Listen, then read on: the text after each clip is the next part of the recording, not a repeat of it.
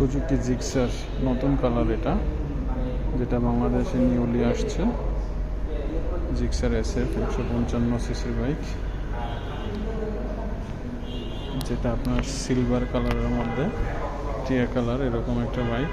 মানে আমি যেরকম বুঝলাম, হয়তো এটা অন্য কোনো কালারও হতে পারে, আমি শিওর জানি না।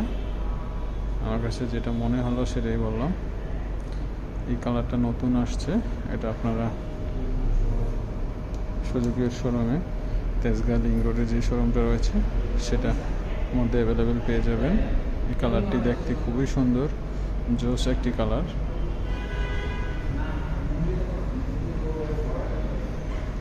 এই হচ্ছে পিছন থেকে এটা লুকস।